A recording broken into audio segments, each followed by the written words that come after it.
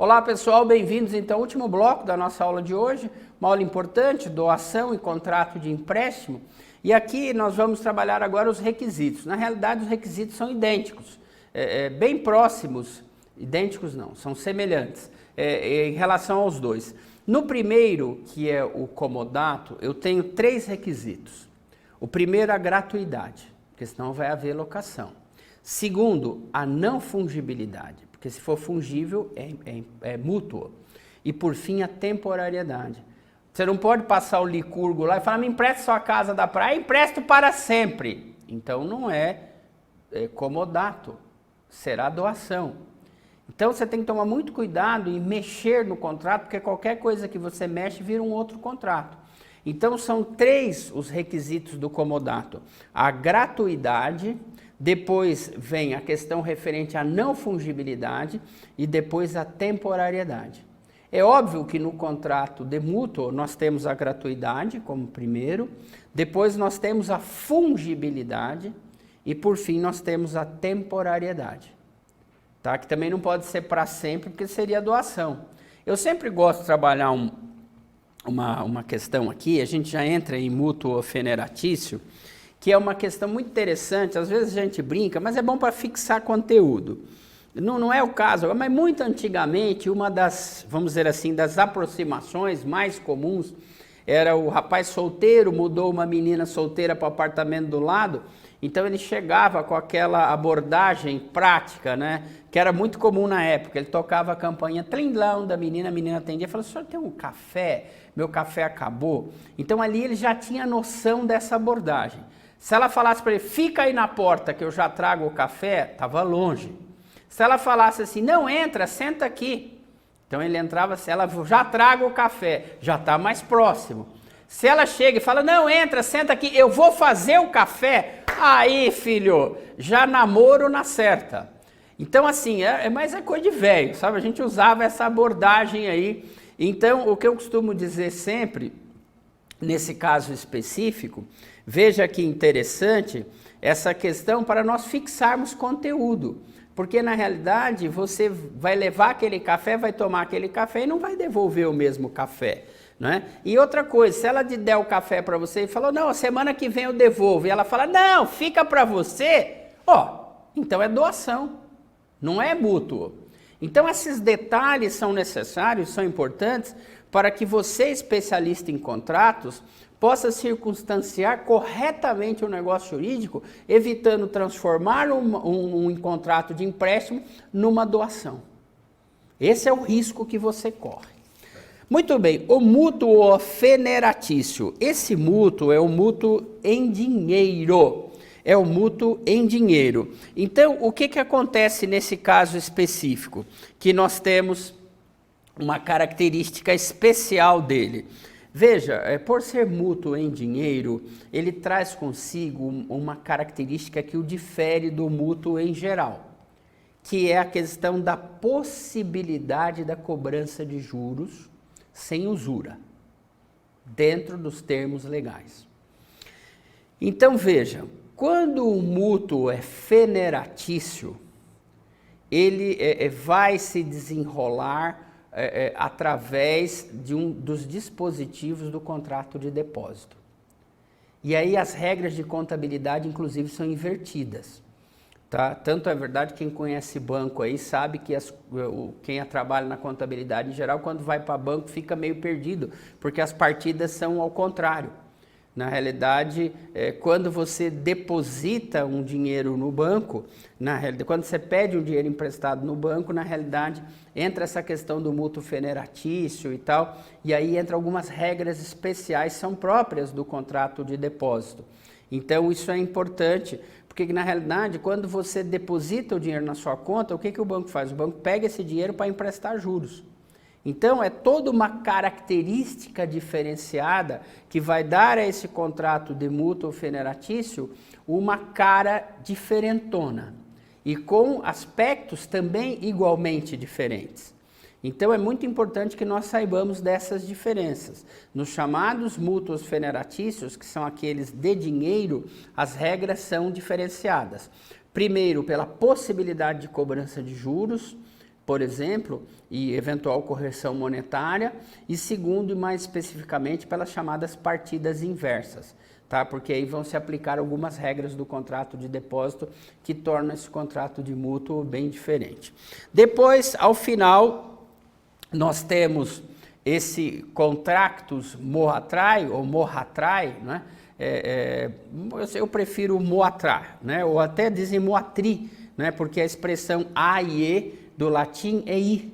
Então, muitos dos sobrenomes italianos terminam em i. Ferrari, Tardelli, terminam em i. E no final, muito antigamente, o a e o e, juntas, elas tinham expressão de i. Então, mas vamos pelo normal, contractus moatrai ou moatrai, tá? Esse é um contrato que é muito comum no comércio, um contrato de empréstimo. Então, o que acontece nesse caso específico? São empréstimos de mercadoria. Esse contrato moatrai, ele já trabalha na parte de direito empresarial. Então, o que acontece? Eu sou dono de um supermercado no interior de São Paulo, numa cidade chamada Bebedouro.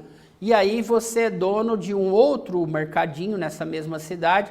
Aí você me liga e fala, escuta, você tem refrigerante aí, Guaraná? Nem vou dar um nome para também não fazer merchan. Aí você fala, eu tenho 2 caminhões de Guaraná. Manda um para mim que eu tô sem, justamente na época de Natal. Então, o que seria o correto? Eu mando Guaraná para ele, não é? Gênero, Guaraná, qualidade, Guaraná líquida, não é? Tal, Guaraná tal, e quantidade 1 caminhão, por exemplo. Então, isso vai para o contrato. E esse contrato moatrai, há uma possibilidade de devolução disso daí, não por Guaraná, mas por dinheiro. Então, de novo, um contrato diferentão. Tanto o mútuo feneratício como o contrato moatrai, ele tem essa particularidade. Vai mercadoria e volta dinheiro. Porque a pessoa chega e fala assim, Durval, você ainda está precisando de Guaraná? E ai meu Deus do céu, esqueci que eu te emprestei 2 caminhões de... Nem manda 2 caminhões de Guaraná para mim, que eu estou lotado de Guaraná aqui. Eu não tenho nem para quem repassar. Então, vou fazer o seguinte, ao invés de te mandar Guaraná, eu posso te mandar em dinheiro? Pode. Então, você veja que o contrato que se inicia com um objeto e termina com outro. Ele inicia com o objeto, que é esse contrato de mútuo das Guaranás, e termina com o dinheiro. Muitíssimo comum no comércio, muitíssimo comum no comércio. E eu vou te dizer mais, muito comum, inclusive, dentro do mundo corporativo. O mundo corporativo é uma empresa, estou falando do comércio em geral, mas nós estamos falando já em termos empresariais. Comércio e empresa, hoje está tudo dentro do direito de empresa. Mas nós estamos falando agora, por exemplo, de indústria, e não mais dos mercados. Então, uma indústria fala, puxa, terminou tal matéria-prima. Liga para outra empresa e fala, você tem essa matéria-prima, então me empresta. E assim que eu receber a minha partida dessa mercadoria, eu te devolvo. Então, esses advogados dessas empresas vão fazer esse contrato de mútuo. E aí eles perguntam olha, pode voltar em dinheiro eventualmente? Ah, pode. Então, eles vão trabalhar já nessa modalidade de contratos moatrai. Tá? Eu trouxe aqui, na realidade, uma jurisprudência, que ela, no seu corpo dessa jurisprudência, primeiro eu trago a jurisprudência aqui, ó, ação de cobrança, contrato de empréstimo.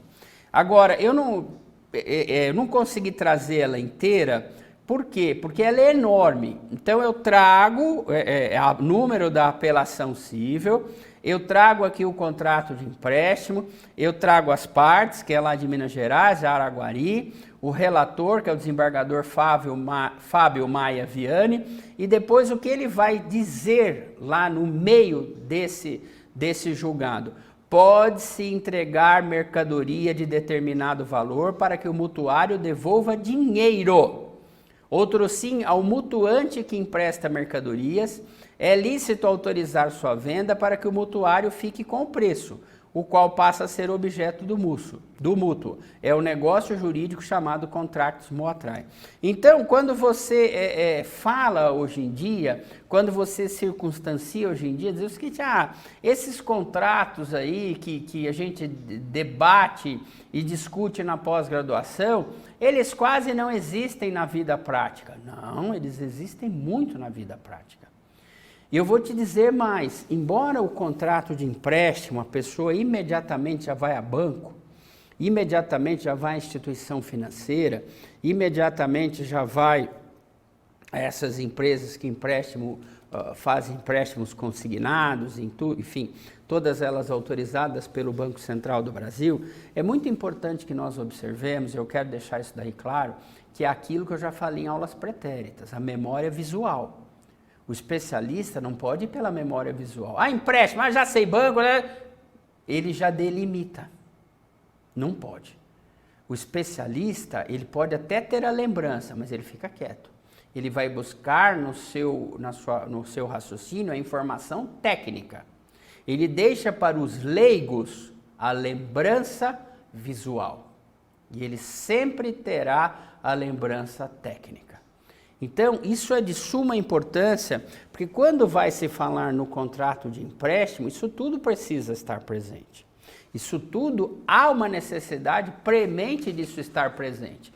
Então, quando, por exemplo, você vai falar na questão referente à extinção desse contrato, é óbvio que você vai, por exemplo, na questão da temporariedade. Então, qual é o primeiro caso de extinção do contrato? O término do prazo estipulado. Porque, afinal de contas, tanto no contrato de mútuo como no contrato de comodato, esses requisitos estão presentes, a temporariedade. Tá? Depois, nós temos a questão da violação contratual, que já é uma questão diferenciada que você estará vendo na teoria geral dos contratos, que é a extinção do contrato pela resolução, pelo inadimplemento. Então, esse é um detalhe também importante, porque o contrato de empréstimo, seja no comodato, seja no mútuo, ele tem essa circunstância de estar extinto pela resolução, pelo inadimplemento, porque isso já é uma questão de extinção dos contratos. Distrato, resolução, resilição, né? E pagamento.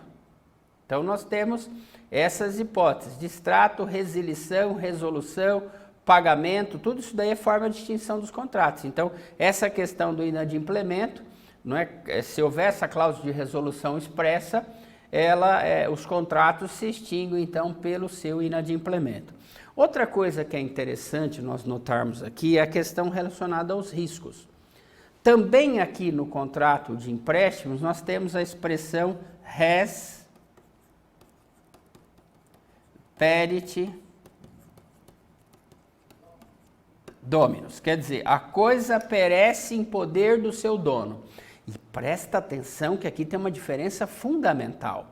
Vamos imaginar, no primeiro caso, o caso do comodato, em que eu vou emprestar a minha casa de praia para o Licurgo, meu primo, e ir até lá com a família dele. Então veja, eu não transferi a propriedade é transferida no mútuo, no comodato não. Então quem é o dono da coisa? Sou eu. Então, eu que fico com o prejuízo decorrente da coisa ter perecido. Aí o que se vai apurar é se o Licurgo teve ou não culpa no perecimento da residência, na destruição da minha casa. Então, a perícia vai apurar, olha, com Licurgo ou sem Licurgo, esse raio teria botado fogo na sua casa do mesmo jeito. Então, ele não teve culpa. Então, a coisa perece em meu poder, isto é meu prejuízo. Então, nós vamos apurar só se houve... Agora, se o Licurgo chegou bêbado, fumou, o cigarro caiu no chão e botou fogo na minha casa, a perícia vai apurar que houve um ato ilícito por conta dele. Artigo 186, que vai trazer a reboque o 927 da responsabilidade civil. Aquele que, aquele que causar prejuízo a outrem por imprudência ou negligência, ainda que no campo exclusivamente moral, fica obrigado a reparar os danos. Tá? Então, no caso do mútuo, não, já há transferência da propriedade. Então, a propriedade passa a ser do mutuário. e não mais do mutuante. Quando o mutuante transfere o café, transfere o dinheiro, ele perde a propriedade desse bem que passa a pertencer ao mutuário. Então, aí, esse bem agora é de propriedade do mutuário. Se a coisa perecer, perece em poder dele, res perit dominus. Porque no caso do mútuo, há a transferência da propriedade. Tá bom, pessoal? Então, nós ficamos por aqui. Agradecemos mais uma vez a sua gentileza e a sua atenção e até a próxima aula. Tchau, pessoal!